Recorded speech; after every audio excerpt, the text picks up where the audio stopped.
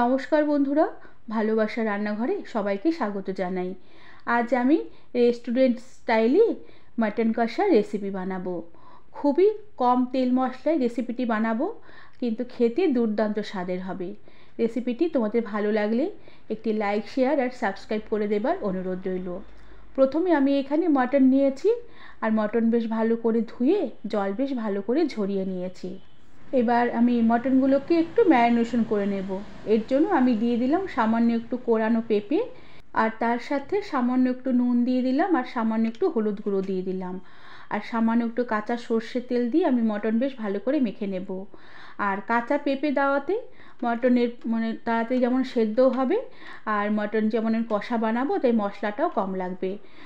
কাঁচা পেঁপে অনেকটা গ্রেভির কাজ করবে। এবার ভালো করে মটনটাকে মেখে নিয়ে আমি কিছুক্ষণ প্রায় ঘন্টাখানেকের মতন ম্যারিনেশনে রেখে দেব। আর ততক্ষণে আমি একটি মশলা বানিয়ে নেব। এর জন্য কড়াতে সামান্য পরিমাণে তেল গরম করে নিলাম, আর তাতে কয়েকটা গোটা গরম মশলা ফোড়ন দিলাম। গোটা গরম মশলাতে আছে এলাচ, দারচিনি, জায়ফল, জয়িত্রী, গোলমরিচ, আর তার সাথে দুটো শুকনো লঙ্কা তেলে একটু নেড়ে চেড়ে নিয়ে আমি মশলাগুলোকে কড়ার সাইডে একটু কাত করে রেখে দিলাম। এবার এই মশলাতে আমি কুচানো পেঁয়াজ দিয়ে দিলাম, আর তার সাথে দিয়ে দিলাম আদা আর রসুন, আর তার সাথে দিয়ে দিলাম কয়েকটা ঝালের জন্য কাঁচা লঙ্কা, আর সাথে একটা মিডিয়াম সাইজের টমেটোর অর্ধেকটা দিয়ে দিলাম। তার সাথে দিয়ে দিলাম একটা ছোট তেজপাতা, সামান্য একটু নুন। এবার এই সমস্ত মশলাগুলোকে কিছুক্ষণ নেড়েচেড়ে একটু হালকা করে ভেজে নেব। মশলাগুলো কিছুক্ষণ নেড়েচেড়ে হালকা একটু ভাজা ভাজা হয়ে আসলে আমি খানিকটা গোটা ধনে দিয়ে দিলাম।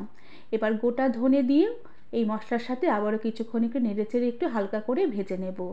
ভেজে নেবার পরে সামান্য একটু জল দিয়ে দিলাম। জল দিয়ে ঢাকা দিয়ে রেখে কিছুক্ষণ আমি মশলাগুলোকে সেদ্ধ হতে দিলাম। আর ততক্ষণে সেদ্ধ করব যতক্ষণ না মশলার জল বেশ শুকিয়ে গায়ে গায়ে লেগে আসে। আর এরপরে আমি গ্যাসের আঁচ বন্ধ করে দেব, আর মশলাগুলো একদম ঠান্ডা হয়ে যাবার পরে আমি মসৃণ করে বেটে নেব। আর বাটা হয়ে গেলে ঢাকা দিয়ে রেখে দেব যাতে এর গন্ধটা না উবে যায়। এরপর কড়াতে অল্প পরিমাণে তেল দিয়ে কয়েক টুকরো আলু হালকা লাল লাল করে ভেজে নেব। আমাদের ঘরে এই মটনের রেসিপিটি ভাত দিয়ে খাওয়া হবে, তাই কয়েক টুকরো আলু হালকা লাল লাল করে ভেজে তুলে রেখে দিলাম। এরপর ওই আলু ভাজার সামান্য তেলে পেঁয়াজ কুচি দিয়ে দিলাম। এবার পেঁয়াজ কিছুক্ষণ নেড়ে চেড়ে হালকা নরম করে ভেজে নেব। আর পেঁয়াজ ভাজতে ভাজতে যখন একটু নরম হয়ে আসবে আর একটু হালকা হালকা সোনালি কালার ধরতে শুরু করবে, সেই সময় ভেজে সেদ্ধ করে রাখা মশলাটাকে দিয়ে দিলাম। সাথে বাটির গায়ে যেটুকু মশলা লেগেছিল সেই মশলাটাকে জল দিয়ে ধুয়ে দিয়ে দিলাম।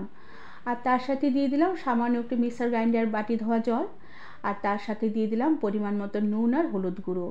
নুন আর হলুদ গুঁড়ো একটু বুঝে দিতে হবে, কেননা মাংস ম্যারিনেশন করার সময় আমি সামান্য নুন আর হলুদ গুঁড়ো দিয়েছিলাম। তার সাথে দিয়ে দিলাম সামান্য একটু কাশ্মীরি লঙ্কার গুঁড়ো, এতে মাংসের কালারটা বেশ ভালো আসবে। এবার এই মশলাগুলোকে বেশ ভালো করে নেড়ে চেড়ে কষিয়ে নেব যতক্ষণ না মশলার বাড়তি জলটা শুকিয়ে মশলা থেকে বেশ ভালোভাবে তেল সেপারেট হয়ে আসে। আর মশলা এভাবে বেশ কিছুক্ষণ কষিয়ে নেবার পরে মশলা থেকে বেশ সুন্দরভাবে তেল সেপারেট হয়ে এসেছে। এবার আমি ম্যারিনেশন করা মাংসগুলোকে মশলায় দিয়ে দিলাম। এবার মশলার সাথে মাংস বেশ ভালো করে নেড়ে চেড়ে কিছুক্ষণ মিশিয়ে নেব।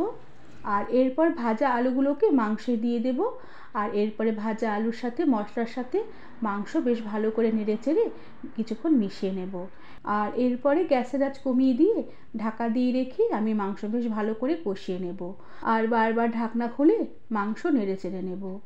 মাংস থেকে দেখো অনেকটাই জল বেরিয়ে এসেছে। আর এবার বেশ কিছুক্ষণ ধরে আমি মাংস কষিয়ে নেব যতক্ষণ না এই মাংসের বাড়তি জলটুকু শুকিয়ে মাংস থেকে বেশ ভালোভাবে তেল সেপারেট হয়ে আসে।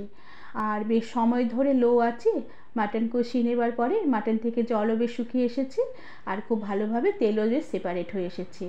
এবার মাটন খুব ভালোভাবে আর তাড়াতাড়ি সেদ্ধ করে নেবার জন্য আমি মাটনগুলোকে প্রেশার কুকারে দিয়ে দিলাম, আর তার সাথে খুবই অল্প পরিমাণে গরম জল মশলার কড়াটাকে ধুয়ে নিয়ে দিয়ে দিলাম।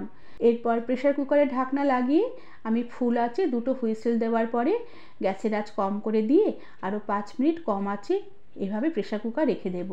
আর প্রেশার কুকারের ভাপ একদম বেরিয়ে যাওয়ার পরে কুকারের ঢাকনা খুলে মাংস আমি কড়াতে আবার ঢেলে দিলাম। এরপর যে যেরকম বাড়িতে গ্রেভি খাবে সেই মতো মাংসের গ্রেভিটাকে এবারে একটু টানিয়ে নিতে হবে। আর কেউ চাইলে এরকমও গ্রেভি রাখতে পারো, আর কেউ চাইলে এর থেকেও গ্রেভি কম রেখে একটু কষা কষা করতে পারো। আর সব শেষে আমি উপর থেকে শাহি গরম মশলার গুঁড়ো ছড়িয়ে দিলাম, আর একটু রোস্টেড কাসুরি মেথি হাত দিয়ে গুঁড়ো করে উপর থেকে ছড়িয়ে দিলাম। এরপর এই গরম মশলার গুঁড়ো আর কাসুরি মেথি একটু নেড়ে চেড়ে নিয়ে গ্যাসের আঁচ বন্ধ করে দিয়ে ঢাকা দিয়ে রেখে কিছুক্ষণ স্ট্যান্ডিং টাইমে রেখে দেবো। এরপরে সার্ভ করব। বন্ধুরা, আমার আজকের রেসিপিটি তোমাদের কেমন লাগলো আমাকে তোমরা কমেন্ট করে জানাবে, আর ভালো লাগলে একটি সাবস্ক্রাইব করে দেবার অনুরোধ রইল। আজ তাহলে আসি, পরে আবার একটি নতুন রেসিপি নিয়ে দেখা হবে। ধন্যবাদ বন্ধুরা।